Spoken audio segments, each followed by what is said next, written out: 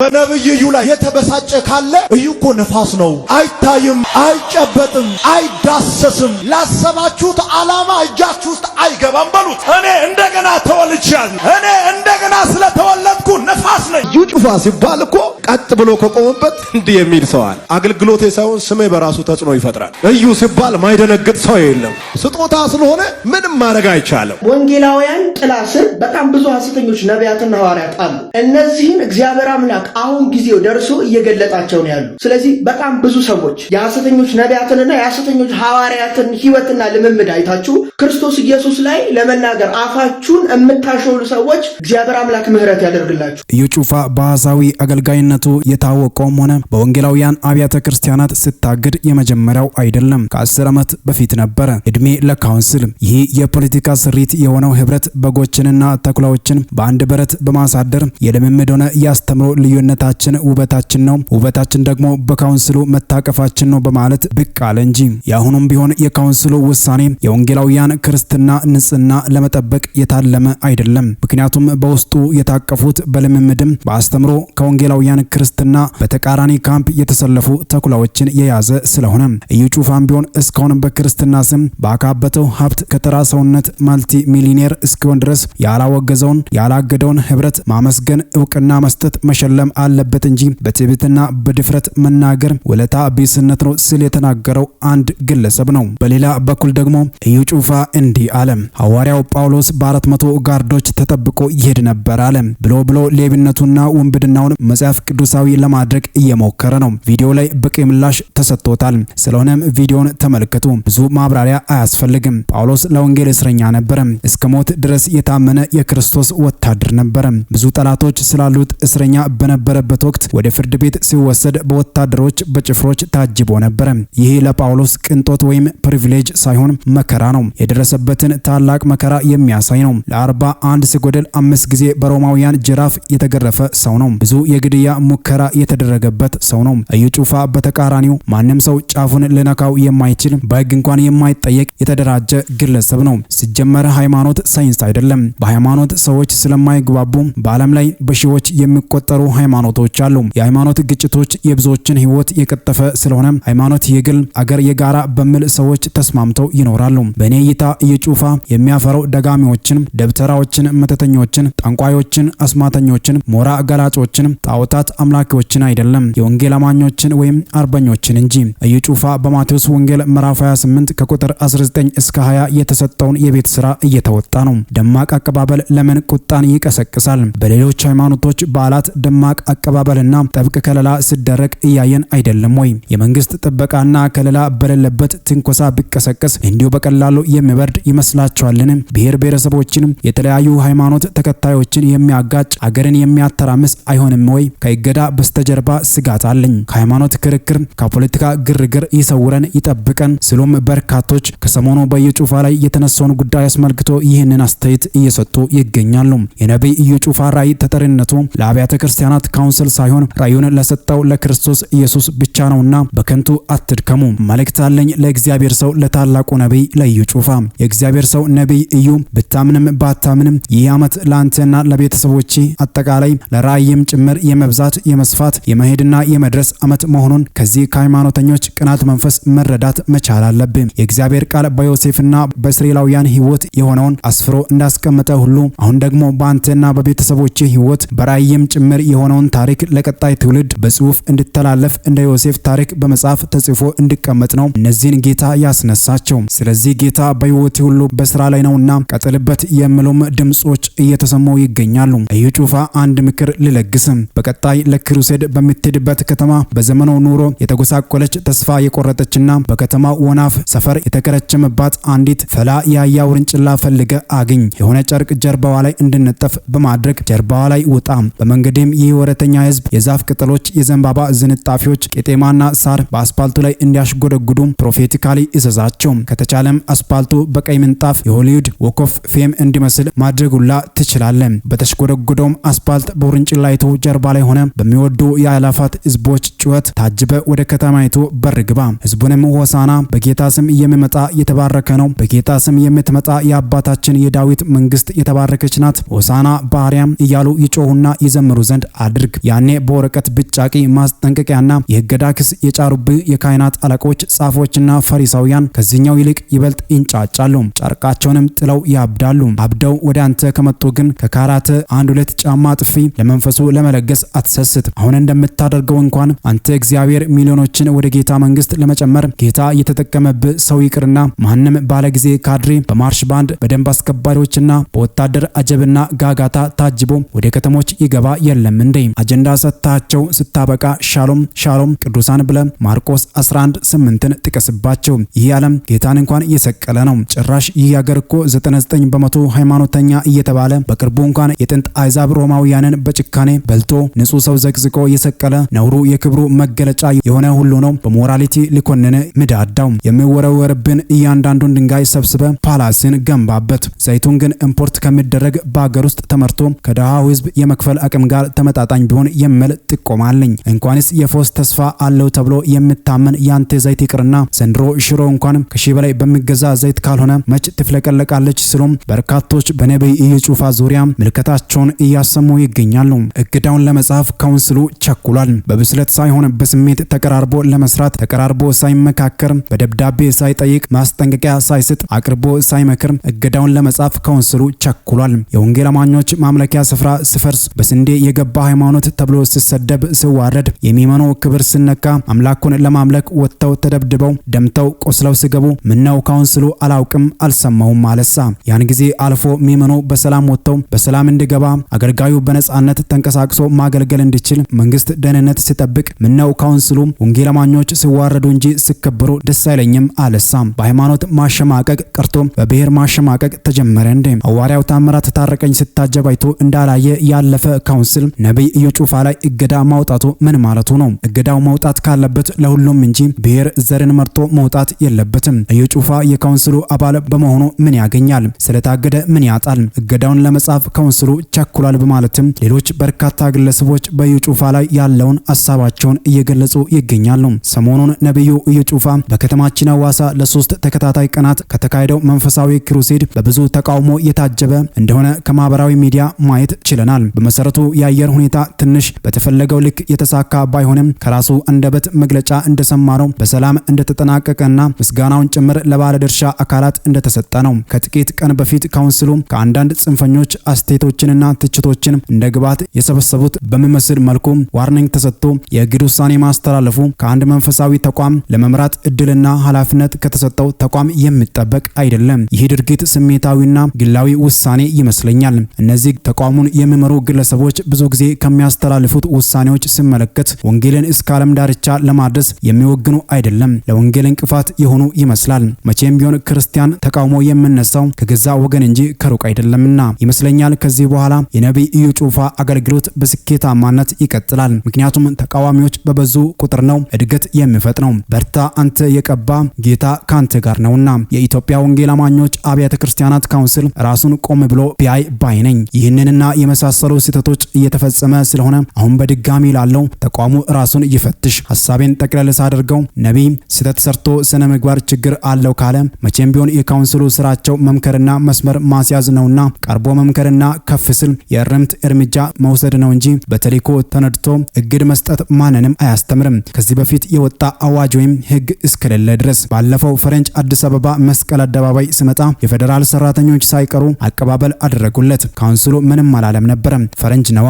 አንድ ያበሻ ልጅ ነቢይ ኢዩ ጩፋ ለምን በክልል ባንድ አቀባበል ተደረገለት ብሎ መጮህ ከቀናት ያለፈ ውሃ ማያቋጥር ተራ ውሳኔ ነው። እነርሱም ቢሆኑ የኢዩን ቤተክርስቲያን ወይም ክራይስት አርሚ ቸርችን ከእምነት ተቋማት ማለቴ ከካውንስል አባልነት ማስወገድ እንጂ አገልግሎቱን ማስቆም አይችሉም። ወንጌል ይቀጥላል ሲሉም በርካቶች በኢዩ ጩፋና በካውንስሉ መካከል የተፈጠረውን ጉዳይ አስመልክቶ እነኚህን አስተያየቶች እየሰጡ ይገኛሉ። ካውንስሉንና ነቢይ ኢዩ ጩፋን በተመለከተ የራሴን ሐሳብ ልሰጥ መጥቻለሁ። በካውንስሉ በእርግጥ ብዙም አይደለው፣ የካውንስሉን ሐሳብ ብዙም አላወራውም። ይሄ የግል ሐሳቤ ነው። እኔ በአብያተ ክርስቲያናት መመሪያ ነው ማምነው። አብያተ ክርስቲያናት ደግሞ ለካውንስሉ ቅና ከሰጡና ካውንስሉ ይወክለኛል የሚሉ ከሆነ በሱም ለመመራት ደግሞ ችግር የለብኝም። በመቀጠል ግን በነቢዩ ጩፋ ጉዳይ ላውራ። የሰጠውን መግለጫ አይቼዋለሁ። የ9 ደቂቃ ያክል ነው። ነብዩ እዩ ጩፋ ከመጀመሪያ እስከ መጨረሻ ባደረገው ንግግር ፍጹም ትህትና አይታይበትም። በሁለተኛ ደረጃ ደግሞ በመግለጫው ላይ ትዕቢት ይታይበታል። የመጨረሻውና ሶስተኛ ያየሁበት ነገር ቢኖር ደግሞ ፍጹም ራሱን እንዳልካደ በደንብ የሚያስረዳ ቪዲዮ ነው። ይሄንን ስል ሙሉ ቪዲዮን አይታችሁ መመስከር ትችላላችሁ። በዚህ ቪዲዮ ላይ ከመጀመሪያ እስከ መጨረሻ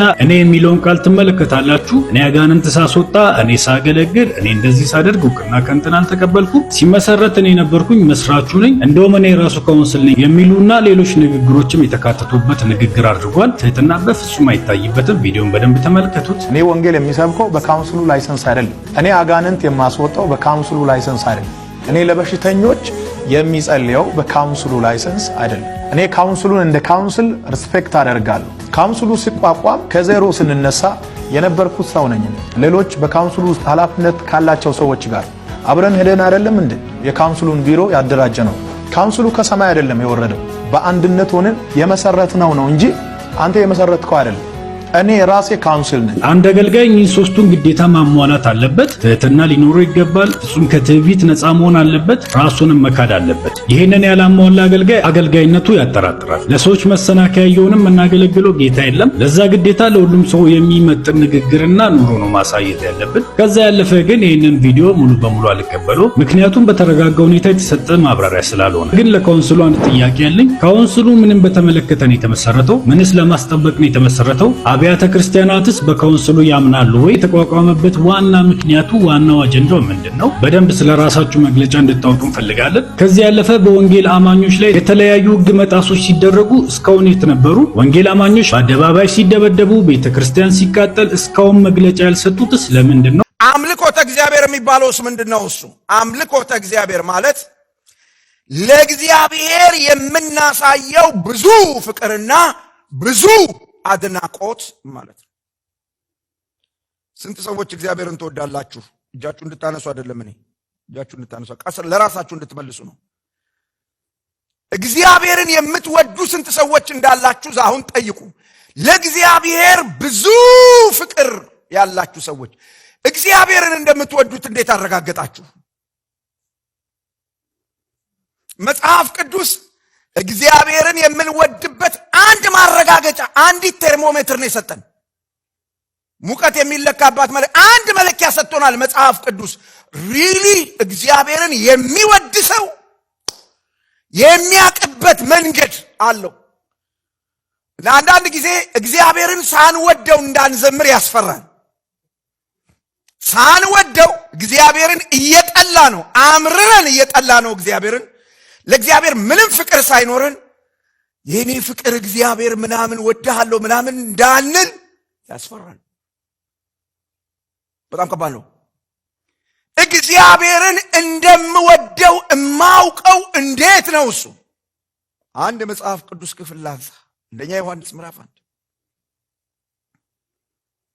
ባጠገብህ ያለውን ወንድምህን ሳትወድ ያላየኸውን እግዚአብሔርን እንዴት አድርገህ ትወደዋለህ?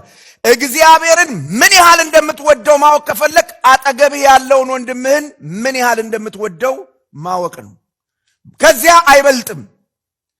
ወንድምህን ከምትወድበት ፍቅር አይበልጥም። እግዚአብሔርን መጽሐፍ ቅዱስ ነው ያለው። መጽሐፍ ቅዱስ ነው ያለው። ባጠገብህ ያለውን ባልንጀራን የምትወደውን ያህል ነው እግዚአብሔርን የምትወደው። መለኪያው እሱ ነው። ስለዚህ ወንድሙን የሚጠላ ሰው እያመለከ አይደለም። ላቡ ጠብ ስቲል ሊዘምር ይችላል።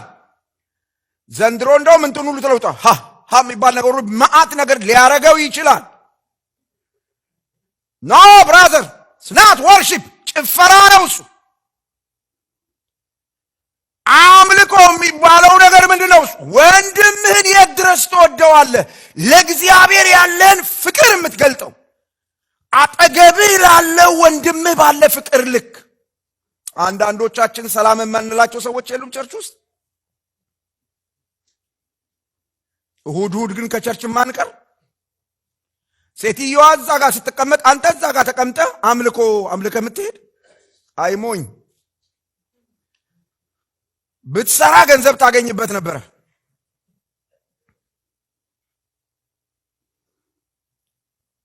ብትሰራ ገንዘብ ይገኝበት ነበር። እዚህ መጥተህ ምንም አላረክ። እንደውም ድንገት ሴትዮዋ እዛ ጋር ተቀምጣ ብላ ከሆነ ድምጿን ስትሰማ ያንተ ደም ደግሞ ከውስጥ መከራህን አይተህ ነው የሄድከው። It's not worship.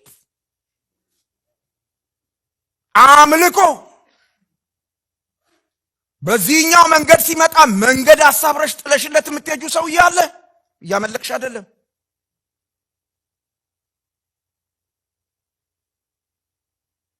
አምልኮ ለእግዚአብሔር ብዙ ፍቅር። ስንት ባሎች ናችሁ ሚስቶቻችሁን የምትወዱ? ስንት ሚስቶች ናችሁ ባሎቻችሁን የምትወዱ? ሚስቶቻችሁን ስታስታውሱ ቫይብሬሽን ላይ የምትሆኑ ባሎች ካላችሁ እና ከሚስታችሁ ለማረፍ አምልኮ ቸርች የምትመጡ እዚህ ጋር አዳራሽ የምትሰበሰቡ ሰዎች ካላችሁ አብረዋችሁ ከሚያገለግሉ ሰዎች ጋር ምንድነው ያላችሁ ስሜት? ለእግዚአብሔር የምናሳየው ብዙ ፍቅር፣ ለእግዚአብሔር የምናሳየው ብዙ አድናቆት፣ ብዙ ክብር። እንዴ እግዚአብሔርን ማድነቅ እግዚአብሔርን ማክበር የሚታወቀው በምንድነው? እሱ ቤተክርስቲያን ከአምልኮ ስለወጣች ነው። ይኸውላችሁ ኢትዮጵያ ምድር ላይ በሰይፍ የተጫረሰችው ኦሮምኛ ተናገረ፣ አማርኛ ተናገረ፣ ትግርኛ ተናገረ ተባብላ የተገዳደለችው አምልኮ ስላቆመች። አሜሪካን ሀገርስ ምን እየሰራችሁ ነው? እያመለካችሁ ነው።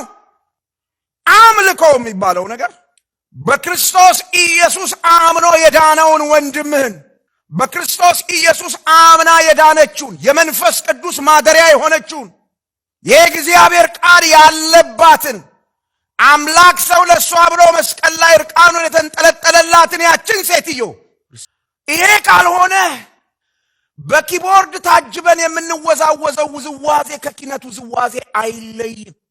This is not worship. New Testament ለአእምሮ የሚመች አምልኮ ገና መጣለሁ።